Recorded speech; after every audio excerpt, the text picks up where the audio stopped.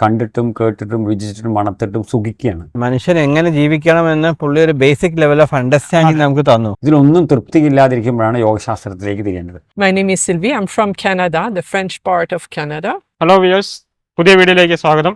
ഇത് ഞങ്ങളുടെ വാണിയങ്കോട് ഭാഗത്തെ പ്രധാനപ്പെട്ട ഒരു ജംഗ്ഷനാണ്. ഇവിടെയാണ് സാധാരണ ഇവിടെയുള്ള യുവാക്കളൊക്കെ വന്നിരിക്കുന്നത്, പ്രായമുള്ളവരൊക്കെ വന്നിരിക്കുന്നത്. ഇത് വന്നിട്ട് നമ്മുടെ വാണിയങ്കോടിലെ പഴയൊരു മില്ലാണ്.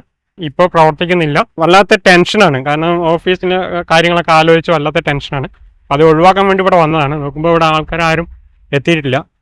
ഈ ടെൻഷൻ ഒഴിവാക്കാൻ വേണ്ടിയിട്ട് ഞാൻ എൻ്റെ ഒരു കൂട്ടുകാരനെ വിളിക്കാം, ബാലകൃഷ്ണനെ ഒന്ന് വിളിച്ചു നോക്കാം. ഹലോ ബാലാജി, എവിടെയാണ്? ഞാൻ ഇവിടെ നമ്മുടെ കവലയിലിരിക്കുന്നുണ്ട്, ഒന്ന് വരുമോ? ശരി, ഞാൻ ഇവിടെ വെയിറ്റ് ചെയ്യാം കേട്ടോ. ബാലാജി വന്നുകൊണ്ടിരിക്കുന്നു.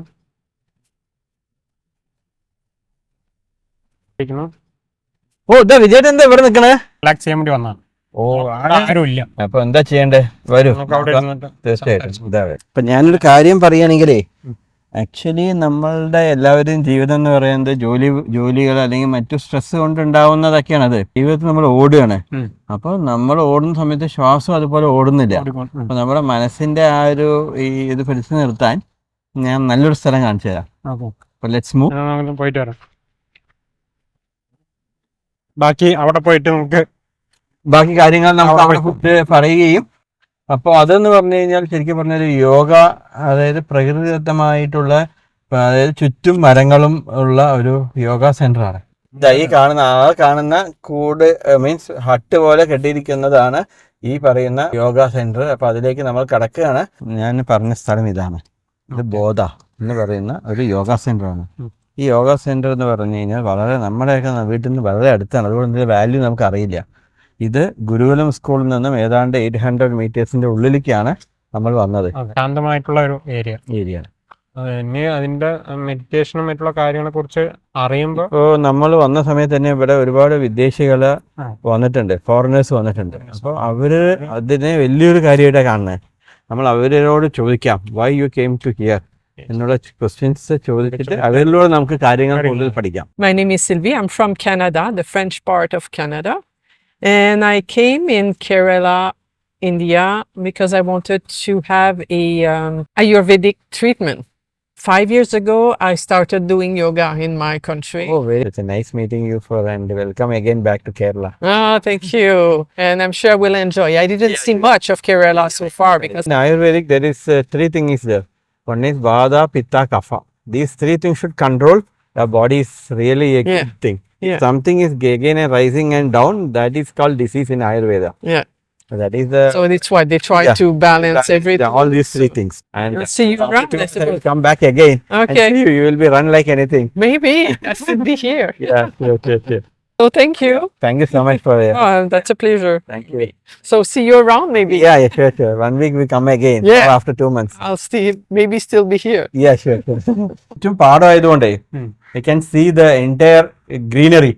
അല്ലേ? ചുറ്റും പച്ചപ്പായിട്ടുള്ള ഒരു സ്ഥലമാണ്. അപ്പോൾ ഇതിനെ കുറിച്ച് നമ്മൾ കൂടുതൽ ആള് വന്നിട്ട് നമുക്ക് പറഞ്ഞു തരാമെന്നാണ് പറഞ്ഞിരിക്കുന്നത്. ഇവിടെ എത്തുമ്പോൾ ഒരു സമാധാന കുളിർമാണ്.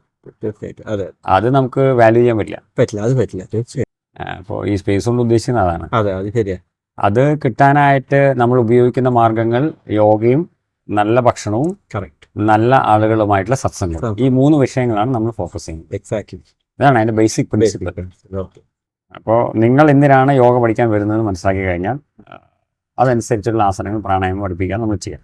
അപ്പോൾ ഇന്നത്തെ കാലഘട്ടത്തിൽ നമ്മൾക്കറിയാം, ഈ ലോകം മൊത്തം ആർട്ടിഫിഷ്യൽ ഇൻ്റലിജൻസിൻ്റെ വരവോടുകൂടി കുറേ പേർക്ക് ജോലി നഷ്ടപ്പെടുകയും ലേ ഓഫ് മാത്രം ആണ് എല്ലാവരും കേൾക്കുന്നത്. ചിലർക്ക് ഡെബ്സ് ഉണ്ടാവും. അപ്പോൾ അതെല്ലാം കഴിഞ്ഞ് ഇങ്ങനെ ഇരിക്കുമ്പോൾ ഒരു സ്ട്രെസ്സാണ് എല്ലാവരും ലൈഫിൽ ഏറ്റവും ഇപ്പം നടന്നുകൊണ്ടിരിക്കുന്നത്. തൊഴിൽ നഷ്ടമായാലും ലോണിൻ്റെ അങ്ങനത്തെ എല്ലാ കാര്യം കൊണ്ടും ജീവിതം എല്ലാവർക്കും ഭയങ്കര ബുദ്ധിമുട്ടിലൂടെ കടന്നു പോകുമ്പോഴാണ് ഞാൻ ഈ യോഗ സെന്ററിനെ കുറിച്ച് അറിഞ്ഞതും കുറച്ചു നേരം സമയം ചെലവഴിക്കണമെന്ന് തോന്നി. നമ്മളിവിടെ വന്ന് ഉടനെ തന്നെ നമുക്ക് കാണാൻ പറ്റുന്ന ഒരു നമ്മൾ എല്ലാവർക്കും ഇരിക്കാൻ സൗകര്യമുള്ള ഒരു സ്ഥലമുണ്ട്. അപ്പോൾ അവിടെ അവർ ഓടൊക്കെ പതിപ്പിച്ച് ഒരു പഴയ 4 കെട്ടിലിൻ്റെ രീതിയിലാണ് അവർ ഇത് ചെയ്തിരിക്കുന്നത്. വളരെ രീതിയിൽ യോഗ പഠിക്കാൻ ആളുകൾ വരാറുണ്ട്. ഒന്ന് അവരുടെ ഫിസിക്കലായിട്ടുള്ള പ്രശ്നങ്ങൾക്ക് പരിഹാരത്തിന് കാണാറുണ്ട്. ചിലർക്ക് മനസ്സിന് ഒരു ആശ്വാസം വരാറുണ്ട്.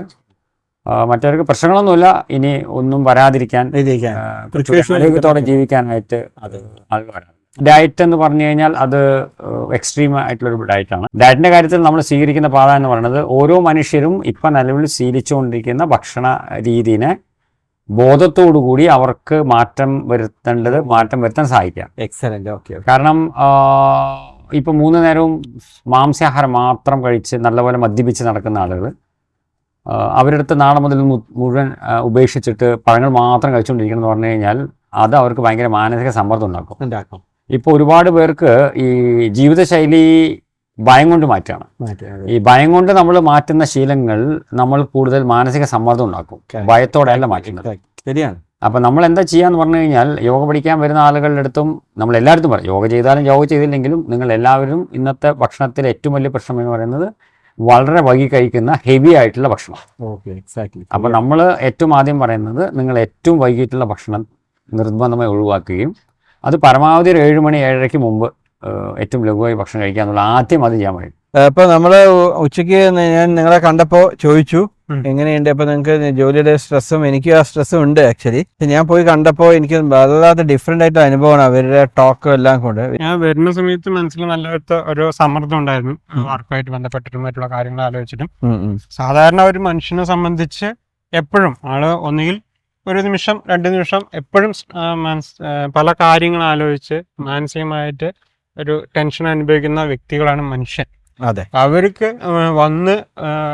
ഇവിടെ വന്ന് ഇവിടുത്തെ യോഗയെ കുറിച്ചിട്ടൊക്കെ അറിഞ്ഞു കഴിഞ്ഞാൽ എൻ്റെ അഭിപ്രായത്തിൽ ഒരു 90% ഒരു മണിക്കൂറാണെങ്കിൽ 1 മണിക്കൂർ നേരത്തേക്ക് നമുക്ക് റിലാക്സ് ആകാൻ പറ്റിയ ഒരു പ്ലേസ് ആണിത്. പ്രശ്നങ്ങൾ ഉണ്ടാവുന്ന സമയത്ത് പ്രശ്നങ്ങളുടെ പരിഹാരം പുറത്തന്വേഷിക്കേണ്ട ആവശ്യമില്ല. അർത്ഥമില്ല, നമ്മുടെ ഉള്ളിൽ തന്നെയാണ് നമ്മുടെ ഈശ്വരൻ പറഞ്ഞ പോലെ മനസ്സ് തന്നെയാണ് നമ്മുടെ ശക്തി. എൻ്റെ ദേഷ്യത്തിന് കാരണം അവൻ എൻ്റെ അടുത്ത് പറഞ്ഞുകൊണ്ടാണ്, അവൻ്റെ അടുത്ത് പറഞ്ഞോന്നൊക്കെ പറയും. പക്ഷെ വരുന്നത് നമ്മളുള്ളത് തന്നെയാണ്.